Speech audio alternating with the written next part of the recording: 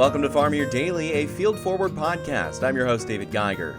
Today on Farm Year Daily, barges, harbors, and exports. With harvest around the corner, we check out the state of the U.S. transportation system with Mike Steenhoek, Executive Director of the Soy Transportation Coalition. Please be sure to like and follow the podcast as well as our social media at Field Forward Pod. We would love to have you join our community, keeping folks informed about what is affecting our farmers. This is Farm Year Daily.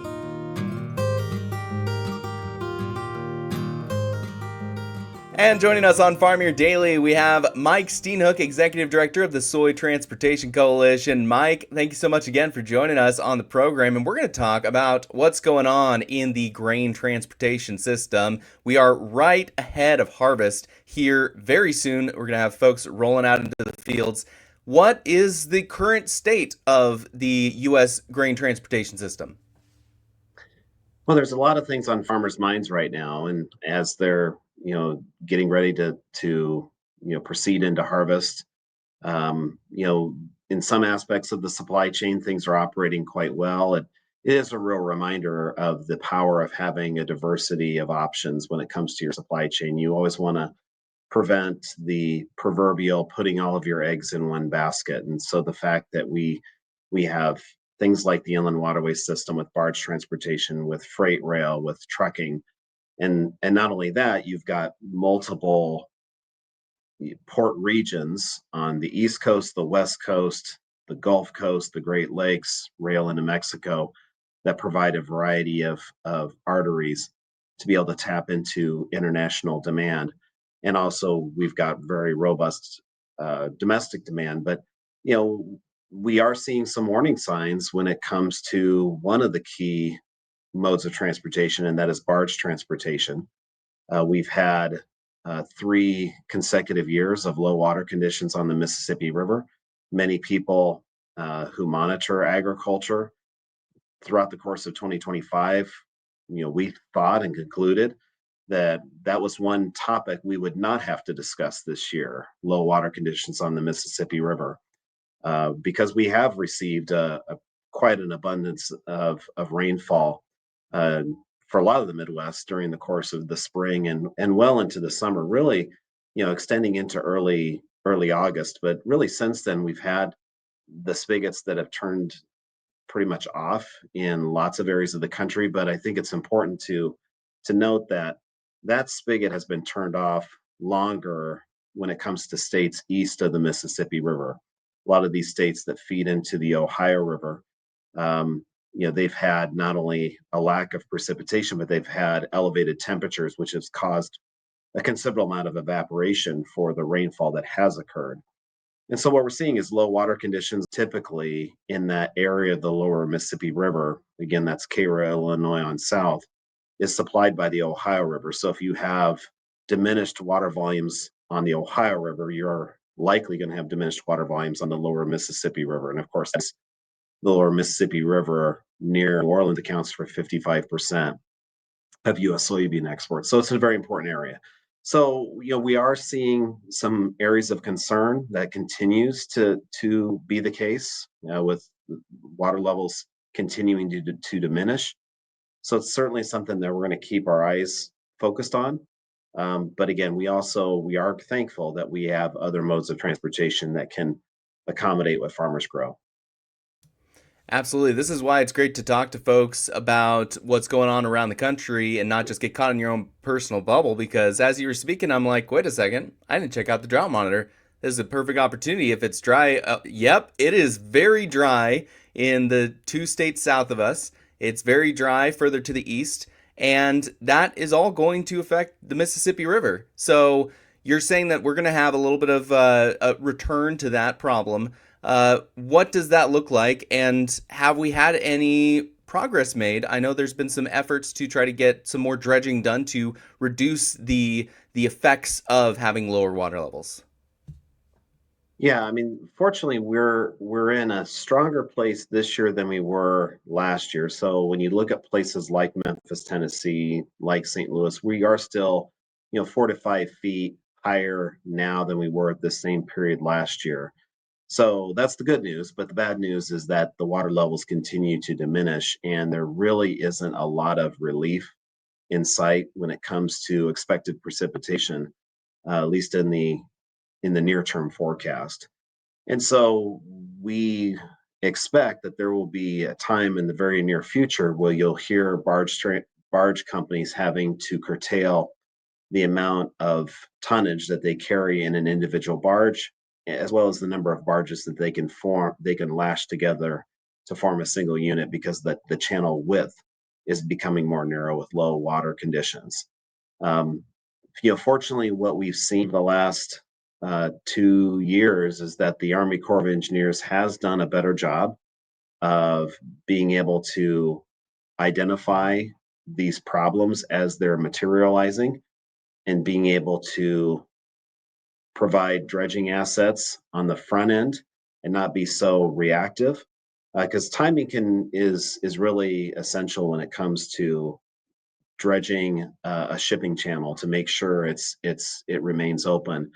To wait for the problem to fully materialize, oftentimes that is too late, or it's going to cause needless amount of harm to the utilizers of the system. It's far better to react to a catastrophe actually before it materializes or as it's materializing. And we've seen the Corps of Engineers do a better job of that. And so that's something that we're continuing to observe and we certainly commend them for their efforts.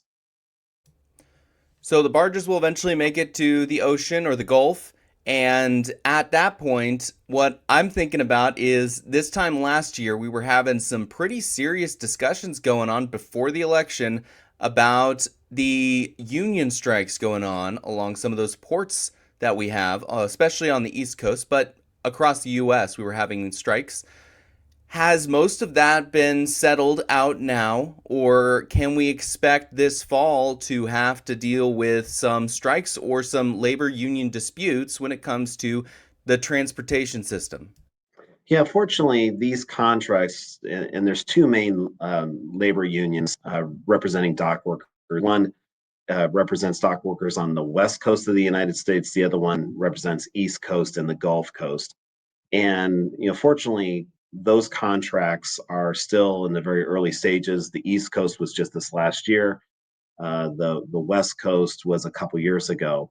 So we at least in that from that perspective have some tranquility when it comes to any kind of disruption on the docks when it comes to port operators and the workers who serve those vessels and those particular ports. So that's something that we fortunately don't anticipate any challenges related to that. It really is the big issue that farmers are really concerned with, and it's particularly acute when it comes to the soybean industry, is that this real lack of demand from our number one customer, international customer, and that's China.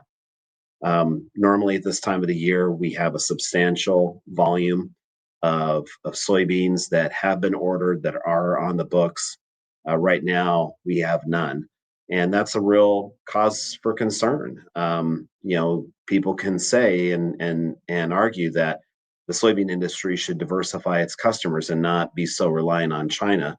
And that's something that the soybean industry has recognized for decades and has done very admirable work to be able to diversify our customers, all around the world. But it is, and that's something that's the soybean industry will continue to do.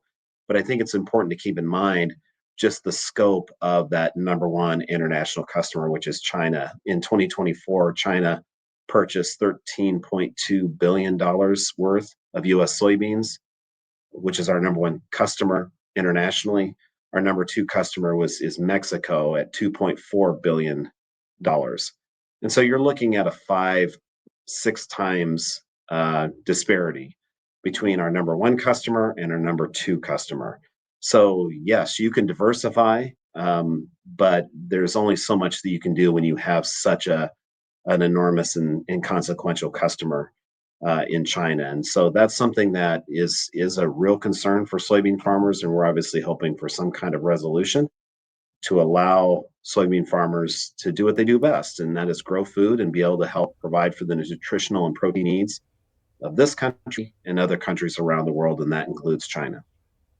I'm glad you brought that up because obviously exports are the a primary focus of a lot of our grain industries because we depend so much on our exports. However, right now we don't really have many sales to China, and we only have 4, maybe 5 months this harvest to really sell. If we don't have those pre-sales made yet, are we going to, let's just say something good happens and we get a trade deal of some kind figured out and China buys a whole bunch of beans all last second.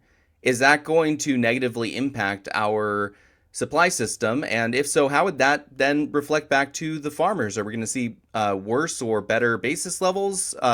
What's kind of the impact of a sudden spurt of buying? Yeah, it can certainly tax the supply chain. A metaphor that a rail official used years ago is that you don't build a supply chain for Easter Sunday. You don't build a church for Easter Sunday. And it's similarly applied to supply chains. Is that you want to be able to construct a supply chain to be able to provide service based on what you expect during the course of the 12 months of the year. And so you don't want to have these artificial surges that can really tax our supply chain. We'd rather have it moderated over a period of time. Now, we'll take any kind of sales that we can get, whether it's concentrated or not, better than having no sales. But we do really want to try to make it as more distributed as possible because that's good for the supply chain. And timing is really important as well. You mentioned that the 6 month period of time between September and February that accounts for 80% of U.S. soybean exports, with a real particular concentration in October, November, and December. And so, while we would like to have a resolution between the U.S. and China to be able to so that we could resume exports to China, the sooner the better for us. If it's later, we'll take it. It's better than nothing at all. But you do need to keep in mind that timing is of consequence because if you have a resolution and it's after the first of the calendar year, well, then there's a lot more overlap with the Brazilian harvest. And now all of a sudden you have more soybeans that are competing for a given amount of demand. It's really important to be able to have um, a resumption of sales during this really key export window for farmers in the United States. I guess the follow up to that is what is that next step? You build the transportation for every day, not just Easter Sunday. So, what is the build up right now? We, a couple years ago, had the infrastructure package that came out. I know we are constantly talking about WERDA and other types of funding bills. What is that next step to make sure that the U.S. supply chain system continues to roll smoothly? Yeah, I mean, there's continued opportunities for invest in the inland waterway system. The freight railroads have done a pretty good job of maintaining their system service. From what I am hearing from agricultural customers for rail, has been very commendable and reliable. So that obviously needs to continue. Congress is in the very early stages of exploring a new surface transportation bill, or what's commonly referred to as a highway bill. Congress is obligated to do a new bill every 5 years. Now, Congress doesn't always fulfill those obligations, like they don't always fulfill a new farm bill, but that is something that is on the docket. The last surface transportation bill was the bipartisan infrastructure law that was signed into law by President Biden in 2021. So a new bill will be due in 2026, and that provides a real host of opportunities to try to improve the supply chain for moving freight, including agricultural freight. And one that quickly comes to mind is the need to be able to increase trucking efficiency by moving heavier trucks, allowing heavier trucks to operate on the interstate system, provided that they have an additional axle that's very necessary for providing additional braking capacity so that safety is not compromised.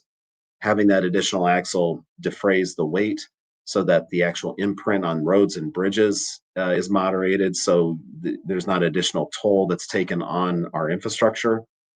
That's something that would be very helpful in improving efficiency of trucking. There's a lot of states, including Iowa, that have allowances for semis that on their state and local system that exceeds the interstate system. And it's something that works very well. That is a real source of cost savings and efficiency gains for farmers and other grain shippers in a lot of these states. We think it makes a whole lot of sense to be able to have something similar on the interstate system. And so there's a lot of things that that could be included in that highway bill that could certainly improve the efficiency and resiliency of the agricultural supply chain.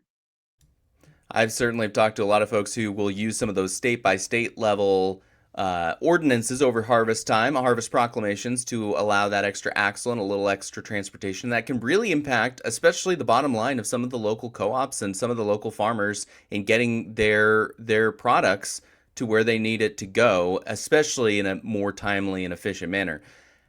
However, let's just take like a devil's advocate position for a moment. And you and I know the importance of that for agriculture, but say you're not in agriculture and you are someone that just go, whoa, whoa, that's a few number of people that put a lot of wear and tear on our highway systems that already struggle to keep maintained. We struggle to make sure that they're maintained. Why should we allow them to do that? What's kind of the argument you all make then to the national scale?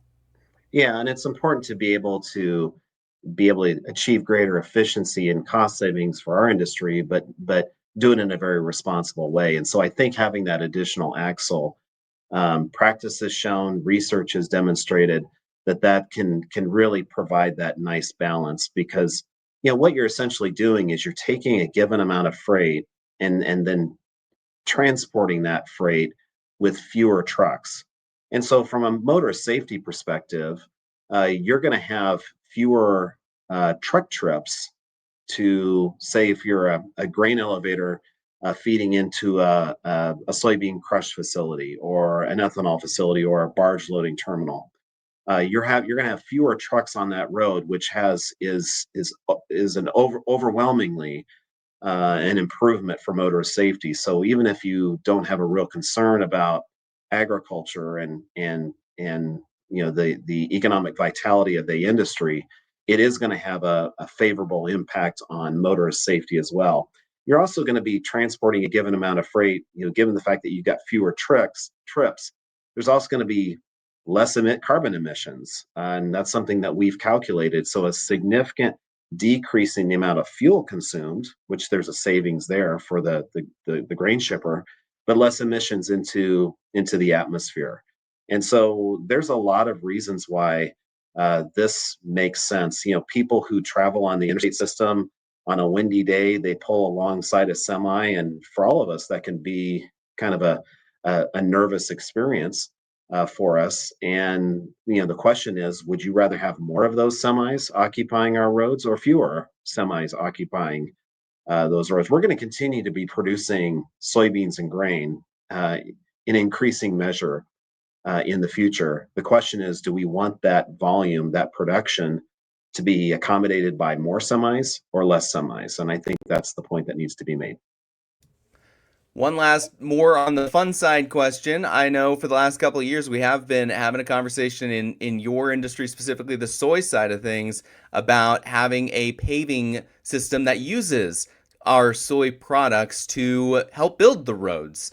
Are we seeing any movement in that area on potentially using it on a more local or potentially a public level? Yeah, we're seeing that, and that's just one of the how versatile the soybean plant is and the products derived from it, especially the soybean oil.